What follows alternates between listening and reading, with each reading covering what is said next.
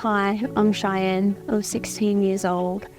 I go to the Y school here, and I did the Kokoda Trail.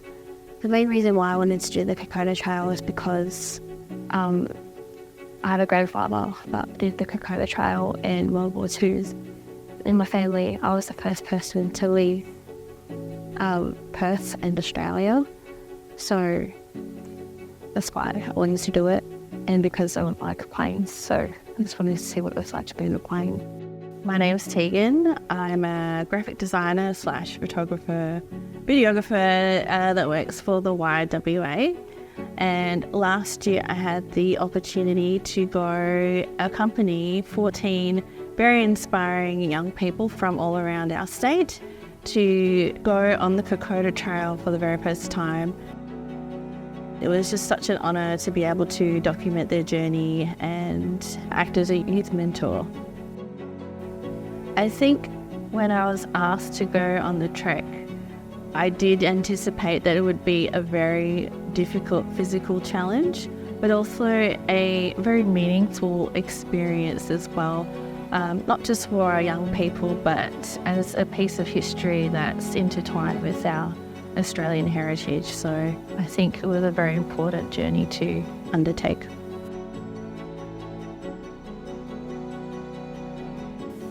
I remember when I was on the track, I was in my tent and I was getting ready to go, and I had a breakdown. I was like, why am I complaining about my feet when those soldiers fought for our country and they had to carry people that were injured and that couldn't walk and stuff, and I'm here complaining about my feet, and I just didn't feel like I needed to complain because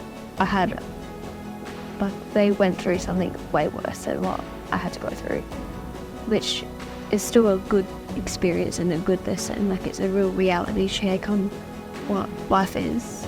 Really puts things in perspective, hey? Yeah. Yeah, I think like you said, while we were on that journey and just realising our backs hurt and our knees hurt and our feet hurt, when you realise actually what these ANZACs went through, there's just a whole new level of appreciation for what they've done and the sacrifices they've made for our country. I sweated a lot. Never sweated that much in my life. I liked the nature. Very beautiful. I remember seeing one of the most poisonous snakes in Papua New Guinea. That was crazy, wasn't it? It was on a leaf, and I was like, whoa, hi. Hello. It was very surreal to be there. Yeah, it was definitely an amazing experience, hey? Yeah. I would want to do it again, definitely. Yeah, I think it was definitely just an amazing, very physically demanding challenge, I think. For what we went through, it was just so tough on the knees, and just going up and down those mountains and just sweating buckets every day. But just to see the things that we got to see and just being out in nature was just amazing. Yeah. I think before I was definitely scared about the physical component, just feeling I was out of my depth and wondering, what did I sign up for, because it's one of the toughest challenges in the world, and to think that we were going on it, I couldn't quite wrap my head around it. I think it was kind of exciting but also scary at the same time, but also I just couldn't wait to get out there and be on the trail. Yeah. I remember when we were at the hotels, everyone was having thoughts why did I sign up for this? I'm scared, I want to go home. And me and the girls, Mia and Olivia, were in the hotel room and were this is so scary, I want to go home. Yeah. But now that I'm done, I'm why did I ever doubt myself? That's crazy. I think I did something that's crazy. The Kokoda Trail is the 11th hardest trail in the world.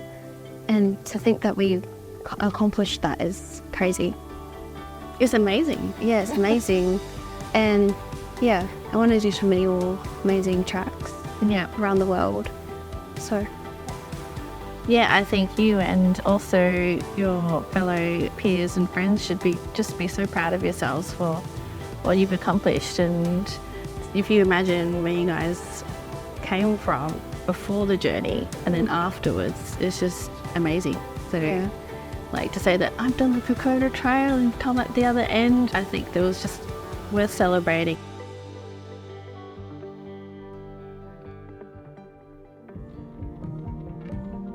Do you want me to go first? yeah, Okay. I think my biggest lesson from this is from the whole Kokoda experience was that you can do it.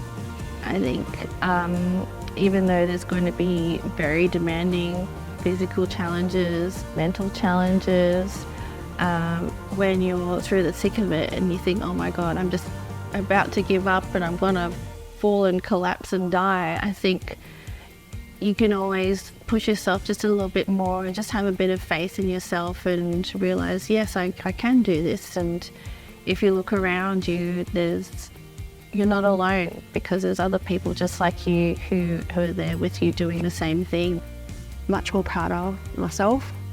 And much more confident now, because when I go through something that's like hard, I just look back on looking at those mountains and just saying to myself, you did those mountains so you can do this. Or like, you know, with everyone that did Kokoda, I feel more connected than like my family.